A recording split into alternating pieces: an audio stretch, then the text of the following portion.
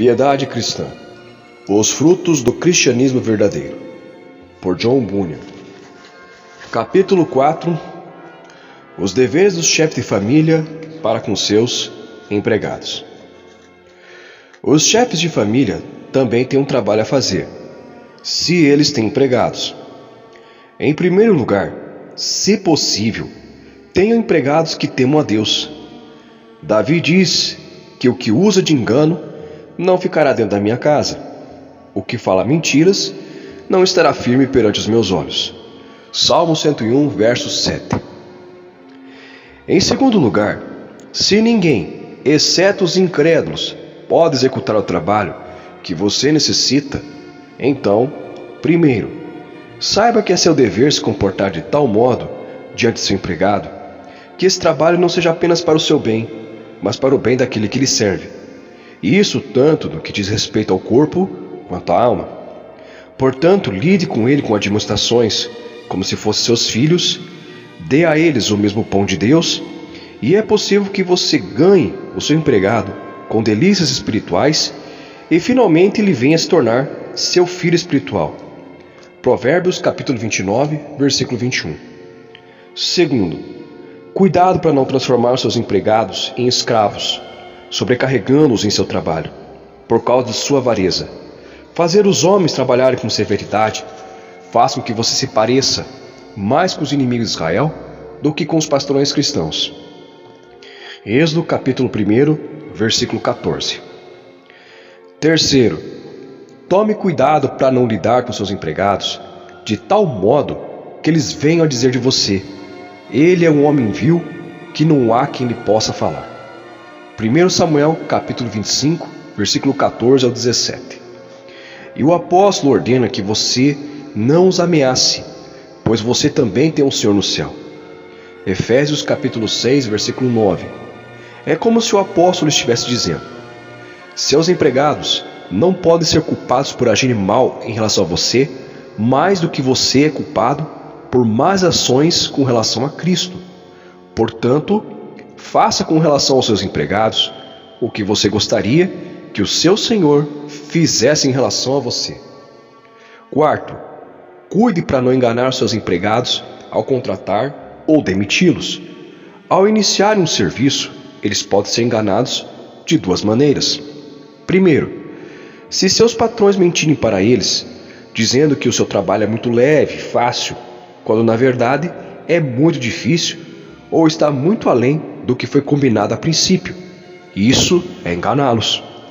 Segundo, a outra maneira é quando os patrões tentam avidamente atrair seus empregados por salários que, de fato, são muito pequenos e insignificantes em comparação à função ou ao trabalho que deve desempenhar. O apóstolo se opõe a ambos quando diz: vós, senhores, fazei o que for de justiça e equidade a vossos servos, trabalhos e salários justos, sabendo que também tendes um Senhor nos céus. Colossenses capítulo 4, versículo 1. Assim como os empregados podem ser enganados quando iniciam um trabalho, assim também o podem ser ao sair de um emprego. Isso ocorre se os senhores mudam seus salários, como fez o pagão Labão. Gênesis capítulo 31, versículo 7. Ou isso pode ser feito pelo fato de os patrões defraudarem os salários dos que trabalharam para eles, como aqueles contra quem Deus será uma testemunha veloz. Malaquias capítulo 3, versículo 5. Quinto, cuide para que você não tire proveito de alguma posição, ou por ser piedoso, ou por usar de modo conveniente os meios da graça. Os empregados que são verdadeiramente piedosos não se importam com salários baixos, desde que tenham acesso a famílias piedosas ou a lugares que possam ser convenientes para eles observarem a palavra de Deus. Entretanto, se um empregador ou empregadora se aproveita dessa oportunidade para abusar de seus empregados, isso é abominável. É obter lucro às custas da piedade e fazer negócio das coisas de Deus com a alma do seu irmão. 1 Timóteo capítulo 6, versículo 5. Já ouvi alguns empregados pobres dizerem que, em algumas famílias incrédulas, eles tiveram mais liberdade para as coisas de Deus e mais justiça do que entre cristãos professos. Isso é terrível. E como Jacó disse a respeito da crueldade de seus 2 filhos, posso dizer que tais mestres fazem o evangelho cheirar mal entre os moradores dessa terra. Gênesis capítulo 34, verso 30. Aprenda com o Senhor Jesus a se portar bem diante dos seus empregados, para que eles também aprendam algo da bondade de Cristo por meio da sua conduta. Empregados vêm e vão.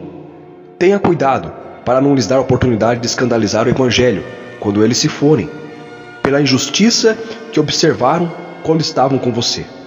Então, patrões, comporte-se honestamente diante dos seus empregados, enquanto se esforçam, através de sua palavra e de suas vidas, para convencê-los de que as coisas de Deus são a única coisa necessária. Os empregados são ordenados a agirem com reverência, de coração, a servirem como ao Senhor, e não aos homens. E patrão é ordenado a fazer o mesmo com relação a eles. Efésios capítulo 6, versículos 6 ao 9. Amém.